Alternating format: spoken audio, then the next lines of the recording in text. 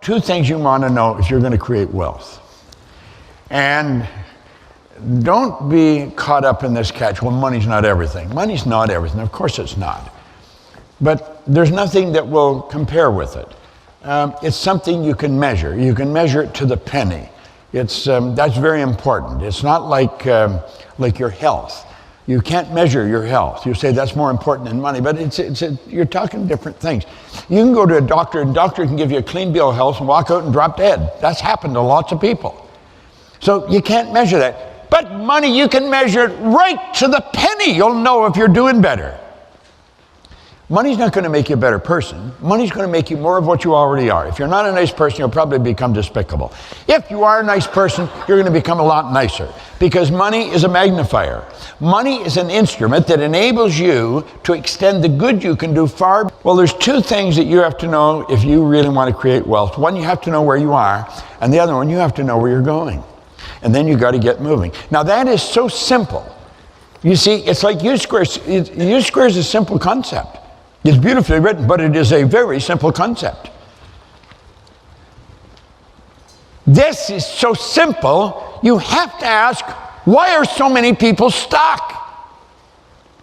Yeah, they're stuck. They're clearly stuck. They're getting the same results now as they were a year ago. The thinking stuff is very important. Thought is the most potent form of energy there is. Thought waves would make cosmic waves that penetrate all time and space. Thought makes the laser look puny. Do you know that your thoughts, the thoughts you think, they're everywhere at the same time? Thought is everywhere. Thought waves are cosmic waves that penetrate all time and space. Now, the obvious answer to why people are stuck, you say, well, they don't have a goal. I used to say that a lot. I don't necessarily believe that anymore. You see, I have a goal. It's written on a card. I carry it in my pocket. I've done that because Hill said to do it for 58 years. Everything I write in the card I get. Now, what happens, you'll get a goal card. When you write the goal card, what you're doing is you're painting a picture with words. That's what Van Gogh said. I dream my painting, and I paint my dream. Well, you build a picture of what you want, and you paint it in words. Now, when I touch the gold card in my pocket, my sensory factor touch is affected. A light message goes screaming through the central nervous system. Wait! It's a group of cells in my brain. They're activated, and the picture of the gold flies on the screen of the mind. Simultaneously with me touching the card, the picture's there. The only thing that can grow is that you can give energy to. That's how you give energy to it.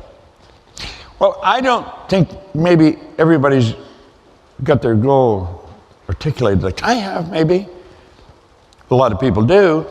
But I think everybody wants something, so you could say that would constitute a goal. They may not focus on it, and they may spend more time thinking of why they can't have it than why they can or how they will, but they do have a goal. I don't think that's where the problem is. That's where the problem is down here. I don't think the average person knows where they are. We were talking yesterday, and Peter was asking me we were talking about who am I? Let's forget who am I for a moment. Where am I? Don didn't know where he was. Don was stuck. Don was stuck in a factory working overtime just to get by. Never entered his mind if he changed his thinking, his whole world would change. Never entered his mind. And yet that's been stated by every great thinker all down through history. They've disagreed in virtually everything else, but that one point, they've been in complete and unanimous agreement. Now, what's the problem here? Well, people are stuck where they are because of paradigms. Now, the average person has no idea what a paradigm is. They really don't know. They don't even know they don't know. I didn't know. I didn't know I didn't know. I was just losing. I was an unhappy loser. Now, fortunately, somebody woke me up. Unfortunately, not everybody wakes up. Paradigm is in control of you. Don't think it's not. It is. It is in control of you.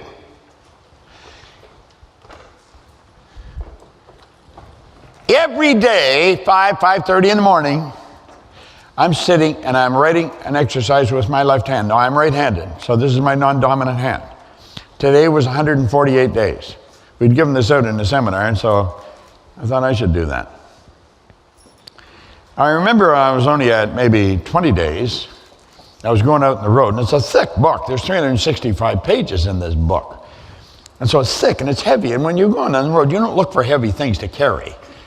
You know, you look for carrying as little as possible. And so my paradigm's working on me while I'm writing in my book at home, and I'm thinking, I don't really need to take this on the road. You know, I could leave it at home. I can catch up when I come back. I don't need to do it every day.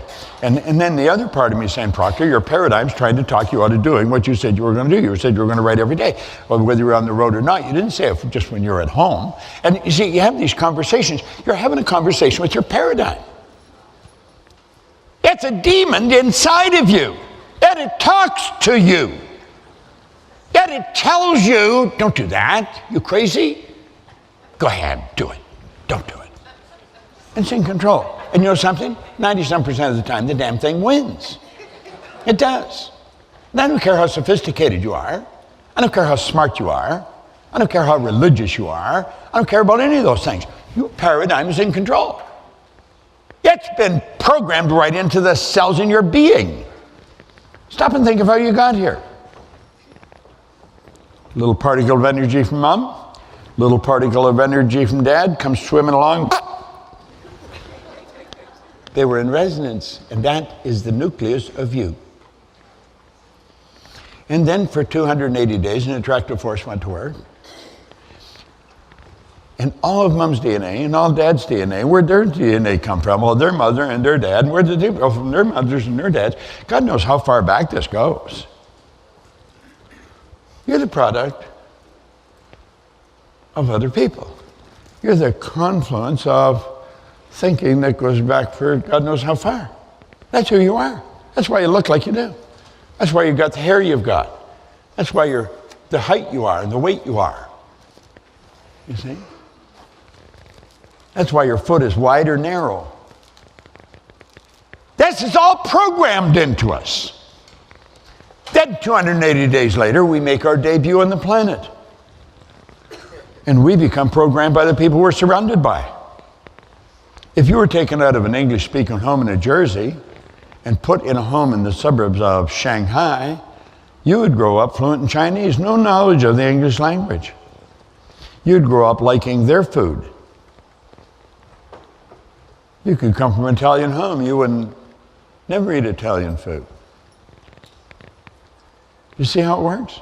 Now, of course, you could take the baby out of the suburbs of Shanghai, put him in that home in Jersey, and the baby would grow up fluent in English, no knowledge of the Chinese language.